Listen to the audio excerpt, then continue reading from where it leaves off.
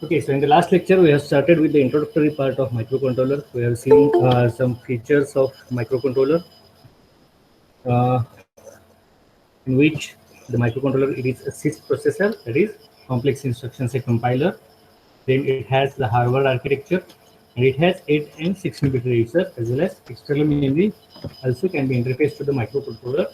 It is 64K, either program memory or 64K data memory we can interface to the microcontroller. Okay, that we have seen in the features.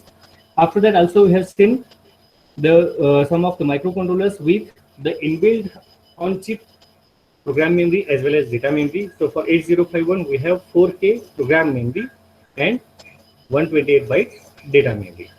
Similarly, 8052, it has 8K program memory and 256 bytes of data memory. Okay. So we have seen these microcontroller families with the different program memory as well as data memory. Then we have started with the pin configuration of microcontrollers. So for 8051, there are 4 ports, port 0, 1, 2, and 3. So some ports are working as bidirectional input-output port, and some ports are working as the bidirectional input-output as well as used for some other functions.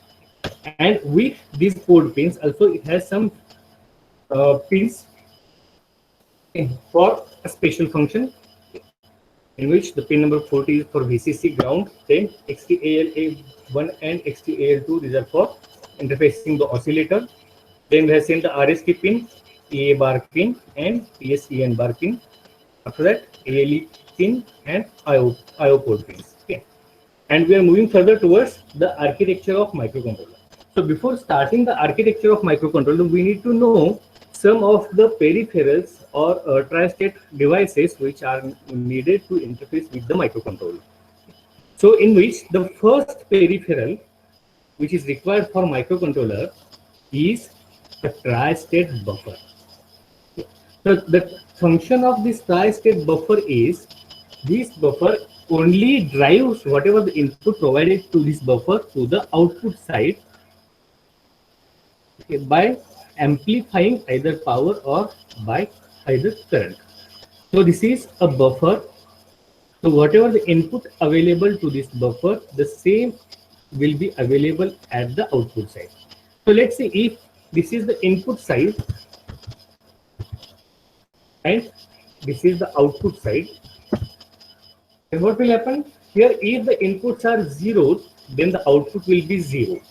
If the input is 1, the output will be 1. So it only amplifies that input. Okay. But this input will be get transferred towards the output side when that will get enabled by one pin that is called as enable pin.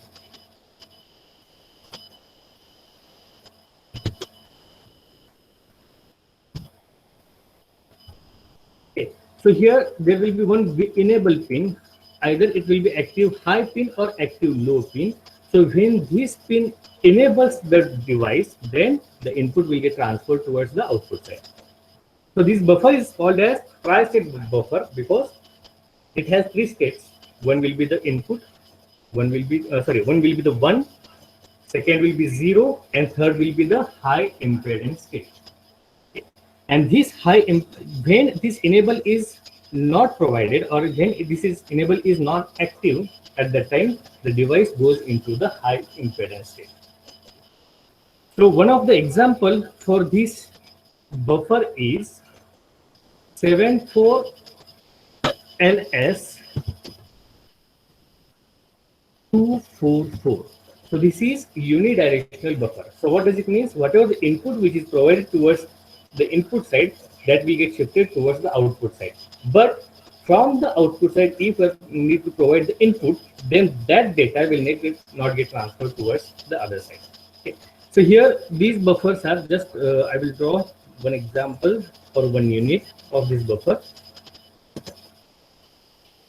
Let's say this is the buffer.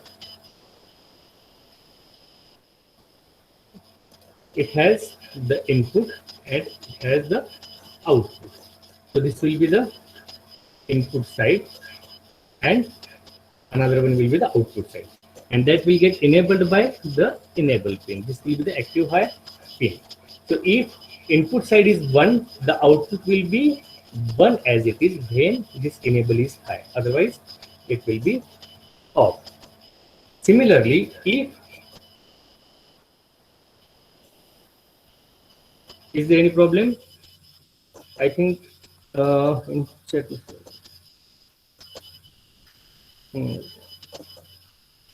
Okay, Digvijay, this is auto joining. Just ask Prashant again to reset and join. Keval, I am going towards the AL also.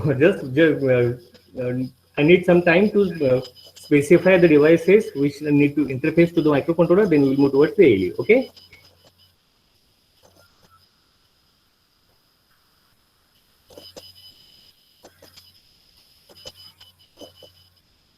Is everyone joining? कुणाला काही problem आहे ते join करायला?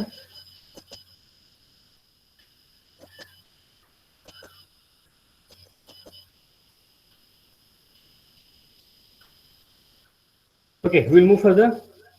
So here from this input side, whatever the input is available, that will get transferred towards the output in 74LS244. Okay, when this ALE is high. Similarly, here one more device is available, which is bidirectional, and that device is called as 74LS245. So another device, the same device, but it is 74LS245. And the function of this device is, this is also a buffer, but it is bidirectional buffer. So in this bidirectional buffer, what happens?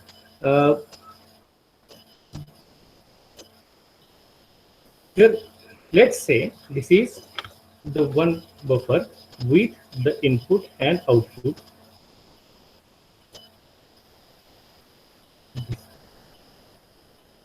This is one buffer.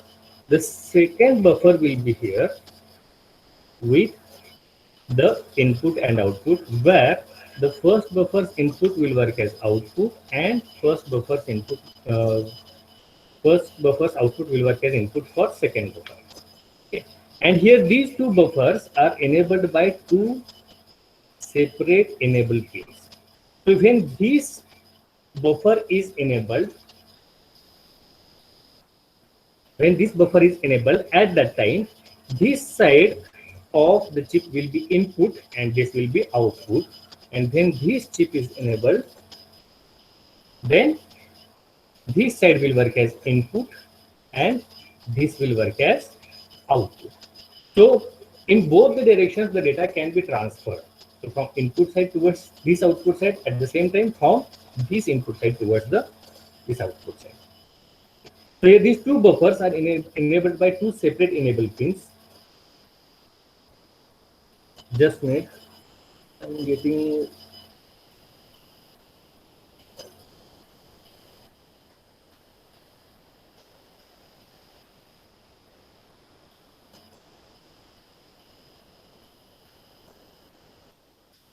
Listen, ask Prashant to rejoin. There may be some network issues because it is auto joining. Is giving me the message that he is not able to join. Okay, so if anyone is having the mobile number of Prashant, they ask him to rejoin. Okay. So here there are two enable pins.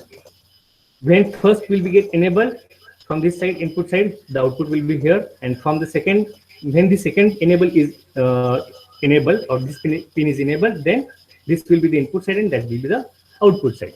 So from both the ways, here the data will get transferred. Okay. So here there are two buffers, and these buffers are used for port latches to transfer the data. So what is the function of these buffers? It only amplifies the input and shifts that input towards the output side. So these are two buffers. Now the next one is the latch. This latch is called as 74LS2373 latch. So it is 74LS373 latch. Okay. And what will be the function? As the name itself indicates, it latches the input towards and shifts it towards the output when again it is getting enabled. So it has one D flip-flop with the buffer So whatever the input is provided to this flip-flop, D flip-flop, what is the output of D flip-flop? So whatever the input one, that will get shifted towards the output as it is. Okay, Keval, again we will see about the bidirectional buffer. See, for buffers here, whatever the input is available, that input will get shifted towards the output as it is. So if this is the buffer, so whatever the input is available, that will get shifted towards the output as it is. Okay, but when this will get shifted towards the output side, when that will get enabled by the enable pin. Okay, we will write it here as enable pin E.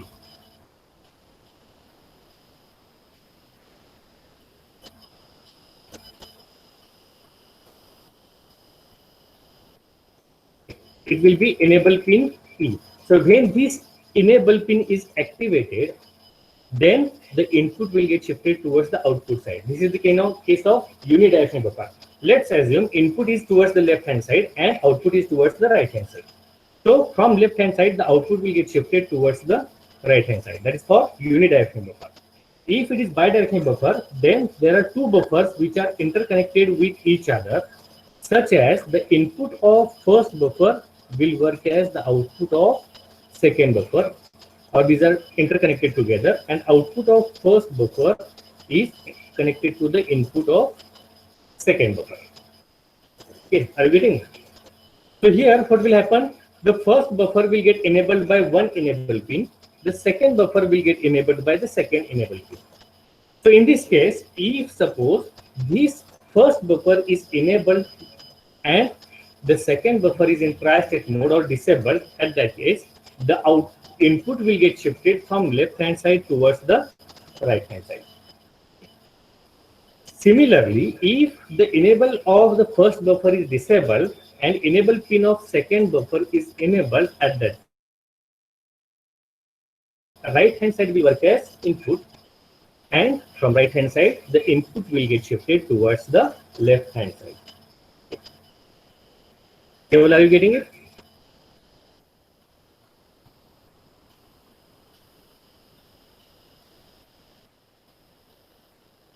Omkar, what is the problem? See, here we have 59 people. So people are already joined the session. So how many students are getting the problem? I think 2-3 of them. They're joining from 9 a.m. but still they're not able to join. Okay, just ask them to reset and again rejoin the meeting by clicking on the link. Okay, sir. Yes, sir.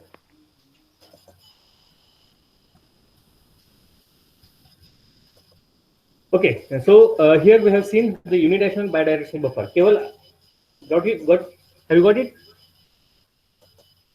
Yes, sir. Yes, sir. Okay, then we will move towards the 74LS373. Now here for this 74LS373, here it is also the same as that of the buffers, but it is called as latch. It has inbuilt D flip-flop. Okay. So here it has one D flip-flop, and after D flip-flop, here it will have a buffer. Okay. So what is the? I think in second year you might have studied the D flip-flop, right? So here, if suppose this is the input for D flip-flop, so whatever the input which is available for this D flip-flop, the same will be towards the output side of the D flip-flop. Am I right? So this output is connected or given to the buffer, and output is provided from this buffer. Okay. So when this D flip will get enabled, when the clock is provided to the D flip-flop, and this buffer is enabled by the enable pin. Now, when this buffer is enabled, that input which is coming from here, this side of 74LS370 will get shifted towards the other side. Okay. Now, when the 74LS370 is interfaced to the microcontroller, it is interfaced towards the multiplex lower order address data line. Okay, or we can call it as for port 0.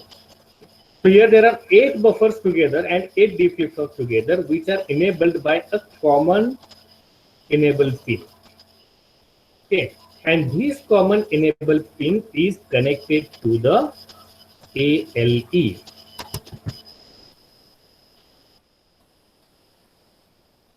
ALE of microcontroller. So this ALE is active high pin, and when this ALE is connected to the buffer, when the signal goes high at that time, this buffer will get enabled, and whatever the input is available, that input will get shifted towards the output side. Okay. So this is the combination of 8 D flip-flops together with the unidirectional 8 buffers, and the input from this 74LS373 will get shifted towards the output side only when this ALE is active or when this ALE pin is high. Okay. So this is the function of ALE. Now, what is the necessity of this 74LS373? See here, we have seen that port 0 is working as multiplex bidirectional address data bus, and this address data bus is memory to the microcontroller. Okay. So to define or to separate address and data bus from this multiplex data, here this 74LS373 is used. Okay. So we'll see this how this demultiplexing will take place afterwards. So we move again towards one more chip, and that chip is called as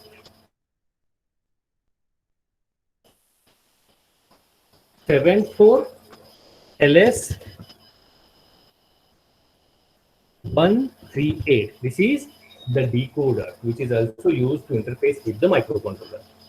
And what is the function of this decoder? It has 8 inputs. So it has 8 inputs, and it has it has 3 inputs.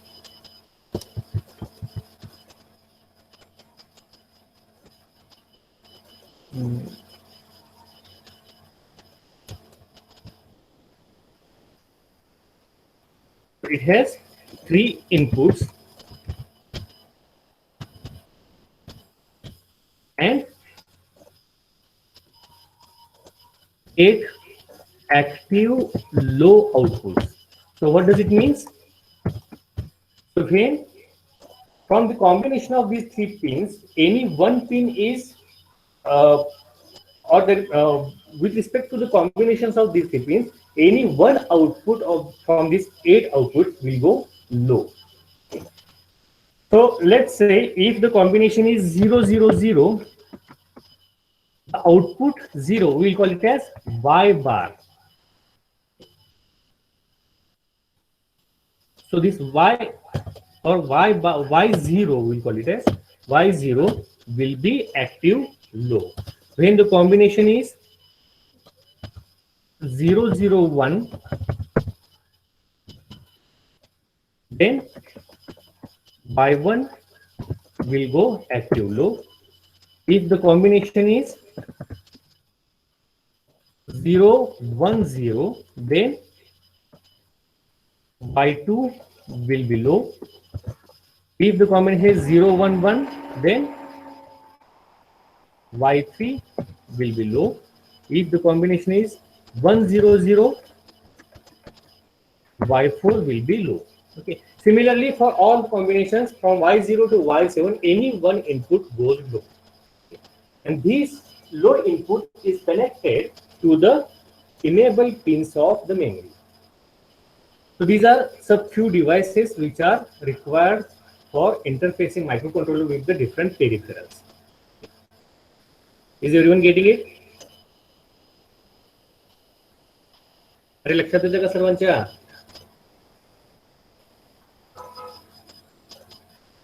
Okay. So we'll move further. So after the devices, we will move towards the architecture of microcontroller. So microcontroller, it is nothing but the brain of every embedded system or any application specific embedded system which is used for controlling the complete application of microcontroller. Okay. So this is the complete architecture of microcontroller, it has the different ports, four ports which are available with the microcontroller: special function registers, general purpose registers, ALUs, program counters, and so on. Okay. So see here, VCC and VSS, these are for providing the power supply. This XTAL1 and XTAL2 to provide the crystal oscillator frequency to the microcontroller. This is the timing and control unit which is used to for some special functions. Then you can see these are the lines. These lines are called as buses of microcontroller. That may be the address bus or data bus, okay, or it is called as the lines of which will get interconnected with the different sections of microcontroller. Now for ports, here port 0, we can see port 0, port 2, here also port 1 and port 3. So for every port, here it has the port driver, and before that it has the port latch. Okay, now you are getting what is the use of the different drivers and latches. जे आपण घेतलेलं आहे आता drivers and latches. Okay, so here these drivers are used to amplify the input and it will get provided towards the output side. Okay. So it has four ports. Every port is having 8 pins. Okay, these are bidirectional pins. Now, whatever the memory is available with the microcontroller, that is the EPROM memory or program memory as well as the data memory, or it is called as RAM. So the program, either it may available into the program memory or it may available into the external memory. So to address this memory, here we have a program counter. So the program counter holds the address of the memory location where the program is getting executed, or it holds the address of the current executing instruction address. So that is available into the program counter. Similarly, if suppose external memory is interfaced to the microcontroller, then the address location of that external memory is available in the data pointer, that is called as DPTR. So two memories are available. One will be the inbuilt memory or on-chip memory, and another memory is external memory which is interfaced to the microcontroller. So if it is having inbuilt memory, the address of that memory location or current execution instruction location, that is available in program counter, and if it is external memory, the address of that external memory is available in the data pointer. Okay. Are you getting? लक्षात येतं का सर्वांच्या?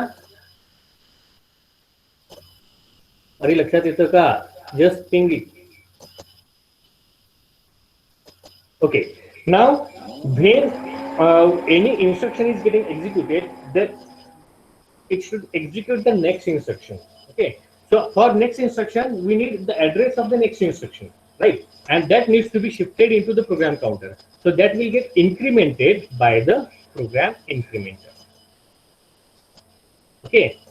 Now here we can see after taking the data from the memory location, that data either it may be the data from register or it may be from the memory. So that data will get shifted to the ALU for processing. That is called as arithmetic logic unit. So here what happens in the ALU? ALU performs the arithmetic operation and logical operation in the microcontroller, and after processing that data, the data will get shifted to the accumulator and the register.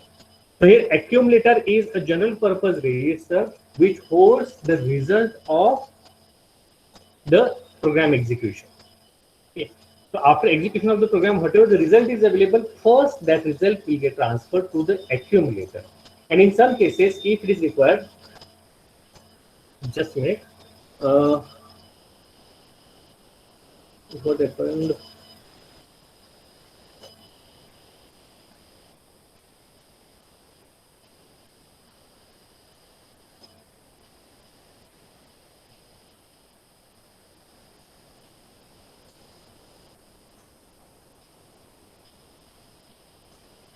And if a few people are unable to join the meeting, just ask them to reset the data or reset the network and again rejoin by using the link, because there is no any problem with the network or Google Meet, because many people have already joined the meeting.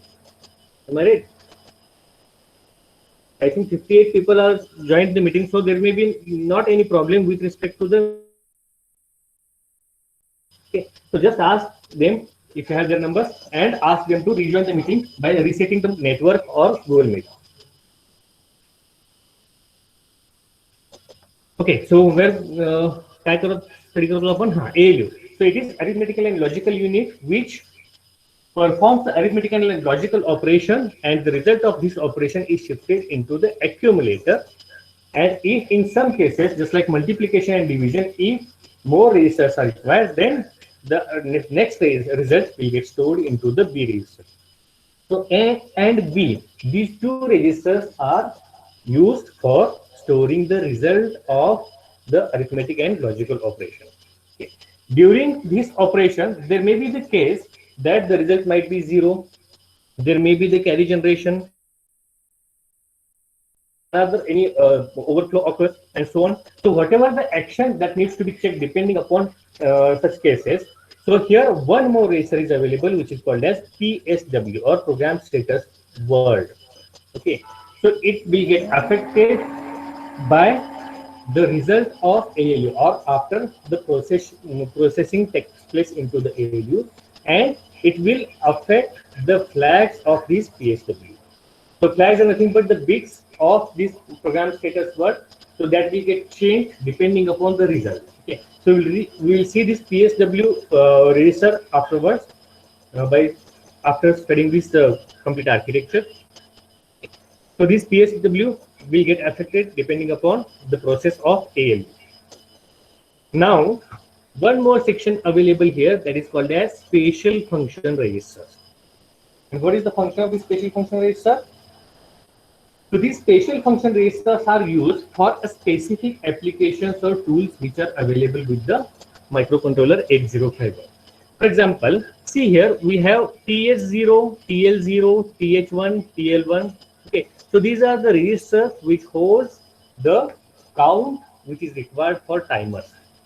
Similarly, it has the timer control unit, registers, that is TBOD and TCON. Okay. So these are the special function registers which are used for a specific applications. Okay. So when we move further towards the timers and counters, serial communication and so on, so we'll see all these registers. So these are the special function registers for a specific application. So here we can see TCON and SCON for serial communication, TMOD, TCON for timer. Again, these TH1, TL0, TH1, TH0, TL0, TH1, TL1 for timers. Again, SBUF, that is for serial communication, it holds the data which needs to be transferred. And IE, IP, these are the registers for interrupts. Okay, so the details of all this we will see when we are moving towards the sections like timers, serial communication, interrupts of the 805. So this is all about the architecture of microcontroller. So what it has the architecture. It has 4 ports. Each port is of 8 lines. Then program counter and data pointer. Now keep in mind, program counter and data pointer, these are 16-bit register which holds 16-bit data, because the address of the memory will be represented by 16-bit data. Okay. Then we have seen the ALU, that is arithmetic and logical unit, which is used for manipulation or whatever the processing that is taking place into the microcontroller, that process takes place into the ALU. Then after ALU, during the process, after the processing of the data, if any flags are getting affected, that will get represented in the PSW register of the microcontroller. Okay, so it is called as the flag register of microcontroller.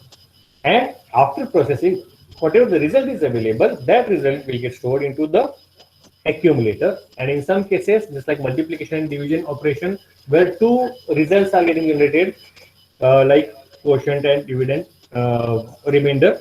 Okay, so in that case, here one more register is used to store the data, that is D register. Okay. One more thing, there are also having temporary register. And what is the function of temporary register? It holds the data temporarily into the that register during the processing of ALU. So in some cases, here ALU may need to shift the data into the register during the processing itself, but it is not the final result. So in that case, here the data will get shifted towards the temporary register, and from temporary register again that data will get shifted towards the ALU for processing.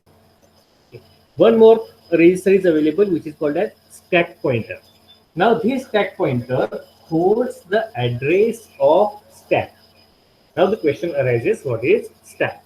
Stack is a reserved portion of memory which is used by the microcontroller to store either address of the program counter or to store the data for some time. And again, it will get retrieved back into the processing. So for that reserve portion, the address of that reserve portion or top address of that reserve portion is stored in the stack pointer. So what is the function of stack? That we'll see during the instructions when we study the instructions of microcontroller. Okay.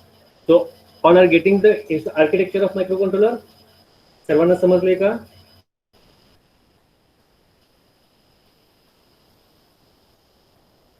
Okay. So should we move further?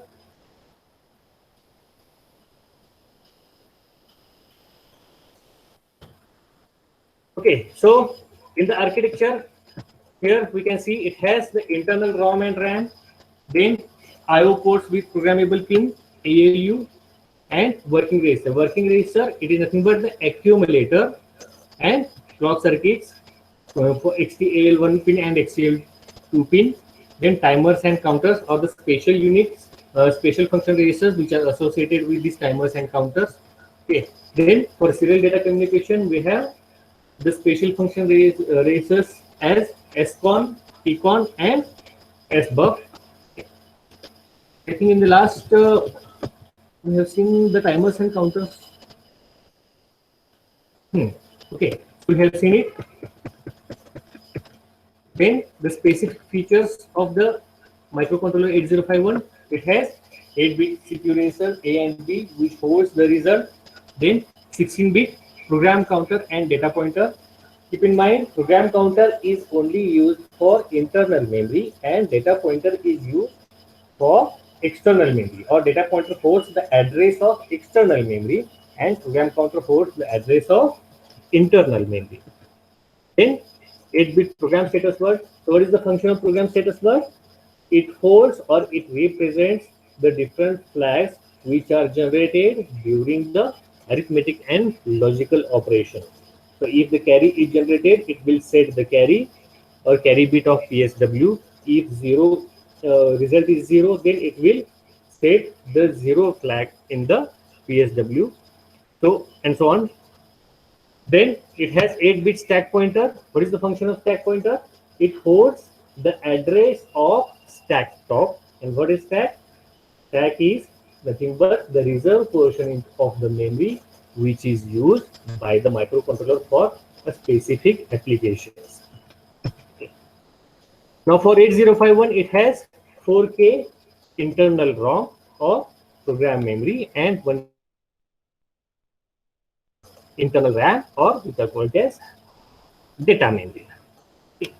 Now this 128 bytes of data memory is divided into some ports or some sections, in which the first one is the register bank. So microcontroller is having 4 registers bank, and each register bank is holding 8 registers R0 to R7. So these registers are used to store the data during the execution of programs. Okay. Then the second section is it has 16 bytes which may be addressed with the bit level. That means it is the bit operated space which is available into the RAM, and the remaining is called as scratch pad, and it is used as a general purpose data memory to store the data, and that can be retrieved back again by the microcontroller. Okay, so we will see the function of this register bank, bit operated instructions or bit operated data space, and specified during the memory organization of RAM. Then it has 30 IO pins, which are divided into 4 ports, port 0 to port 3. Each port is having 8 lines or 8 IO pins. Then it has 16-bit timer counters, timer 0 and timer 1. So two timer counters are available with the 8051. Then it has the full duplex serial data transmitter and receiver. Okay. And the control registers related with these timers, serial communications and interrupts are PCON, PMOD, SCON, PCON, IP and IE, which we have seen as a special function registers which are available into the microcontroller architecture. So this microcontroller is also having 2 external interrupts and 3 internal interrupt sources. And these 3 internal interrupt sources are for timer counter and serial communication, and 2 external sources also as IE0 and IE1. Then oscillators and clock circuits. The oscillator will have 12 megahertz frequency, which will provide the clocks to the microcontroller. We have seen these ports. Now towards the program counter and data pointer. Already we have seen what is the program counter, which holds the address of the memory. If it is internal memory, then that address will get held into the program counter. If it is external memory, then it is put into the data pointer. Now this data pointer is again divided into 2 sections, as DPL, which holds the lower order address, and DPH will hold the higher order address. Similarly, for the program counter, PCL will hold the lower 8-bit address and PCH will hold the higher 8-bit address. A and B are the CPU registers which are used for storing the result after the processing in the ALU. So accumulator is used as a main registers to hold the result, and B is only used for the functions like multiplication and division operation. Now we will move towards the PSW register. Do we have time? Okay, so within 5 minutes we will complete the PSW, and then we will end the today's session. And the next part we will see in the next lecture. Okay, so for 8051 we have a PSW register that is called as program status 1, or it is also called as a flag register. Now see, after the execution of the instructions or during the data manipulation or operation, there may be the case that the carry will get generated, there will be the overflow in the result, there may be the parity bits, or there may be the auxiliary carry will get generated, that will get represented by this PSW register. Okay. So the D7th bit of this PSW is a carry bit, or it is called as carry flag. So when the result during the execution of ALU, if suppose the carry is generated, then this carry flag or this carry bit will get set. If the carry is not generated, then this carry bit will be 0. Okay. Similarly, the D6 bit is auxiliary carry. And what is the function of auxiliary carry? During the lower 4 nibbles, if suppose the carry is generated, then it will set this auxiliary carry bit. So that bit will be 1. Otherwise, the bit will be 0. Then the next bit is F0 bit. So F0 bit, it is used for the further advancement into the microcontroller. So this for 8051, this F0 bit is not used. Then this RS0 and RS1. So we'll see this RS0 and RS1 afterwards. We'll move towards the overflow bit. So during the operation, if suppose the overflow occurs in the result, then this overflow bit will get set. Otherwise, the bit will be resetted. Then D1 bit is not used, and D0 bit, it is called as parity bit. So it will represent the odd parity and even parity. Okay. So if the parity is odd, then the bit will set. If the parity is even, then the bit will be clear. So what is the meaning of parity? Parity is the meaning माहिती आहे का सर्वांना? So the number of ones available into the 8-bit data, or number of ones available into the data. So the count of that ones will represent the parity. If the count is even, it is called as even parity. If the count is odd, it is called as odd parity. Okay, are you getting? Now, the remaining bits are RS0 and RS1. So these two bits are used to represent the register bank of data memory. Okay. So we have seen the overview of RAM. So this RAM is divided into 3 sections. One will be the banks. So there are 4 banks which are available into that RAM. After that, bit operated space, and then a scratch pad. So these banks holds the registers R0 to R7. So each bank will have 8 registers. So 4 banks will hold 32 registers which are used by the programmer for during the programs or for writing the programs. Now, if these two bits RS0 and RS1, if these two bits are 00, then the bank 0 will get selected. That means the address of the RAM 00 to 07. Okay. So how this address comes, that we will see into the memory organization of RAM. So if this RS0 and RS1, if these two bits are 00, bank 0 will get selected. If it is 01, then bank 1 will get selected. If it is 10, then bank 2 will get selected. And if it is 11, bank 3 will get selected. So the user or the programmer can manipulate this RS0 and RS1 bit. So depending upon that, here a specific bank or the registers from that specific banks will get selected. Or we can select, the programmer can select a specific register bank from this register.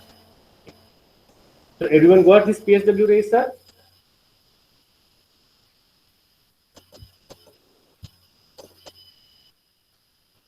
Are there any queries? काही queries आहेत का?